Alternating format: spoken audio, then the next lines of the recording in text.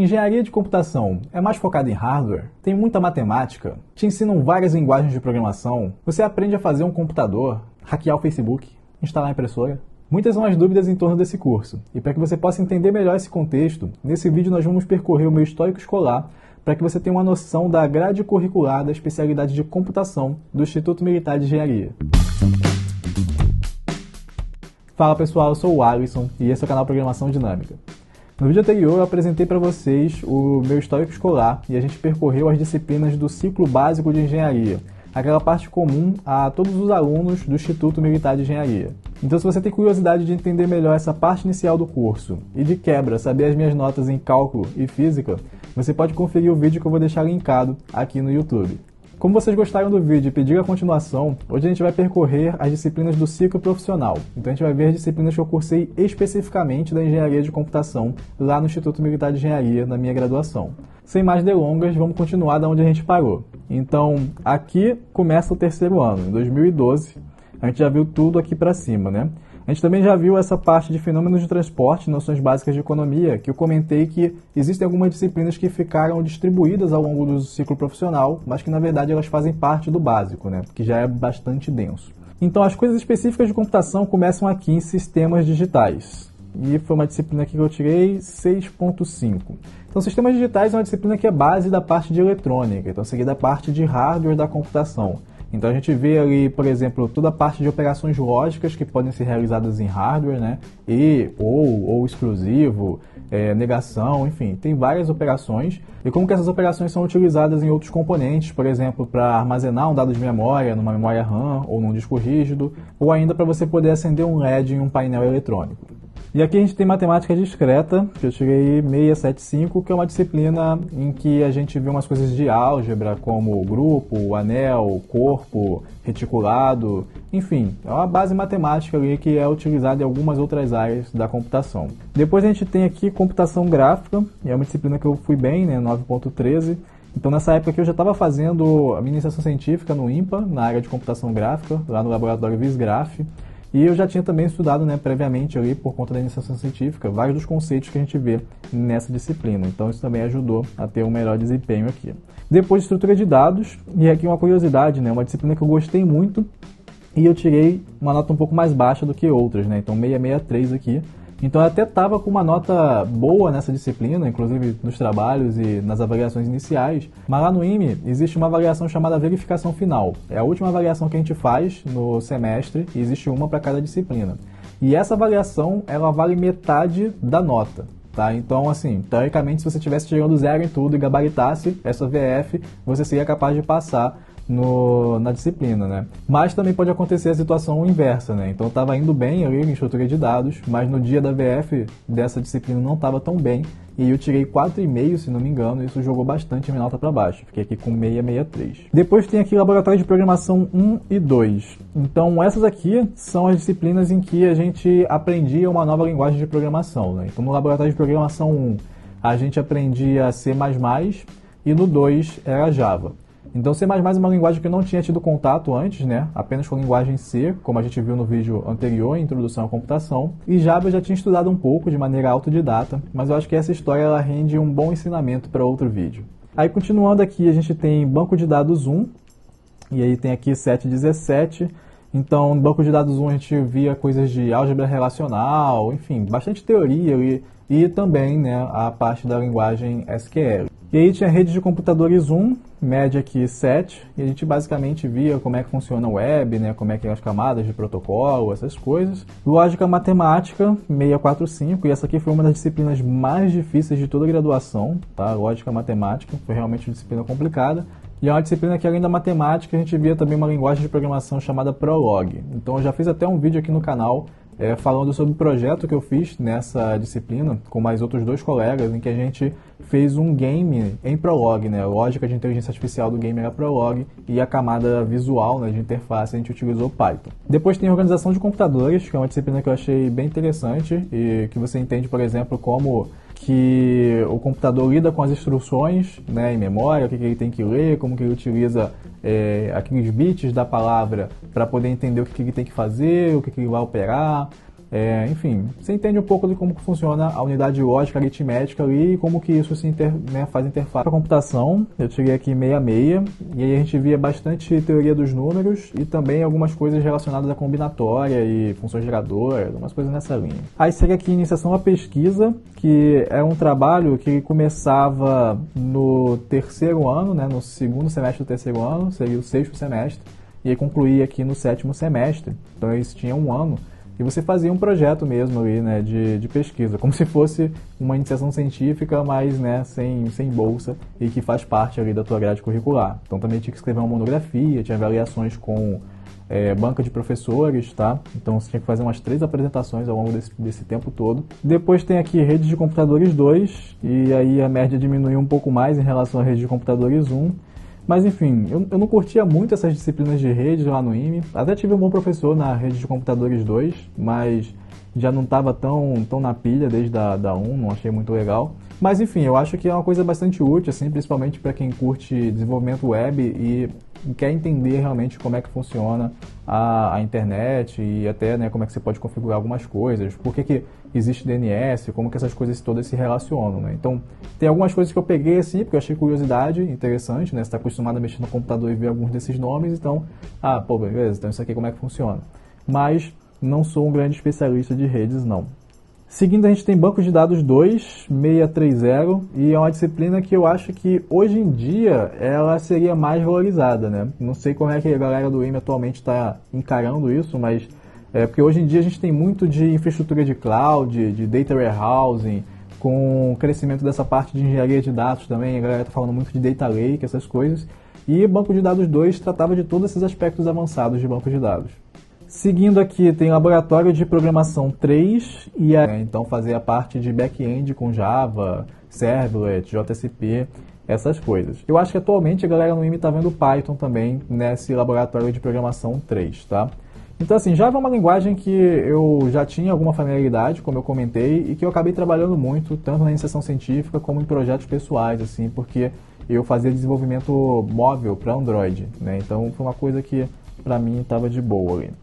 Aí vem linguagens formais e autômatos, que é uma disciplina bastante interessante também, mas assim, muito matemática, em que a gente vê a teoria das linguagens de um ponto de vista realmente matemático ali, né? Então, as classes de linguagens, desde as linguagens mais básicas, como as linguagens regulares, que é daí que vem as expressões regulares, né, o tal do regex, que muita gente utiliza e não sabe que a teoria vem dessa parte. Até linguagens mais complicadas, né? Então vem linguagens livres de contexto, que dá nome a um quadro aqui no canal, linguagens sensíveis ao contexto e linguagens recursivamente enumeráveis. Então é nessa disciplina, por exemplo, que a gente vê os modelos de computação da máquina de Turing e também do Lambda Cálculos. Infelizmente no IME, pelo menos na minha época, a abordagem dessa disciplina ela foi muito abstrata, né? Então ela é uma matemática pesada e que a gente não estava compreendendo muito bem para onde que ia. E aí, pouco depois, né, no outro ano, quando a gente foi estudar a parte de compiladores, a gente viu que, isso era toda a base de compiladores e é uma coisa muito útil dentro da computação. Se você está gostando desse vídeo, já deixa o seu like e um comentário aqui embaixo para eu saber que sistemas operacionais 688, então, como o nome da matéria diz, né, você entende como é que funciona o sistema operacional e até implementa alguns dos algoritmos que tem ali por trás da gestão grandiosa que um sistema operacional tem que fazer dos seus recursos. Depois a gente tem a análise e projeto de sistemas 1, e está aqui 6.5, que é uma disciplina que eu acho que a maioria dos alunos não valoriza tanto no momento que está cursando, mas que assim que você se forma, você vê que é uma das coisas mais importantes para você conseguir trabalhar, ainda mais se você for lidar com o cliente, tiver que especificar coisas, né, especificar projetos de software. Então é aqui que a gente via, por exemplo, toda a parte de levantamento de requisitos, do processo de modelagem, desenvolvimento de um software, os diagramas, né, que você vai fazendo para poder comunicar e documentar o seu software, enfim, começa a ver aqui em análise de projetos de sistemas 1. Depois microprocessadores, então uma disciplina mais voltada para a parte de hardware mesmo, né, para entender como funcionam microprocessadores. Inclusive, essa disciplina a gente tinha em conjunto com o pessoal da eletrônica. Projeto de fim de curso, que, bom, está aqui pelo meio, mas é uma das últimas disciplinas, né, que é o tal do TCC, lá no IME a gente chama de PFC. É um projeto que a gente faz em duplas ou trios e que dura também 2 semestres. E aí você faz uma monografia e tem apresentação para a banca dos professores, né, 3 apresentações ao longo desse período todo, para você poder compor a nota. E a gente fez um projeto bem bacana de realidade aumentada móvel, que rodava num iPad, E aí você podia ir mexendo assim, e a câmera da frente ficava olhando para o seu rosto para ver também de que direção você estava observando, para poder modificar lá um efeito de paralaxe, enfim. É um negócio bem legal, que até revendo recentemente eu fiquei assim, poxa, mas a gente fez tudo isso mesmo naquela época, né? Tinha um sistema de microlocalização com Bluetooth de baixa energia, né? Usando uns beacons, você podia andar e a coisa ativava lá dentro.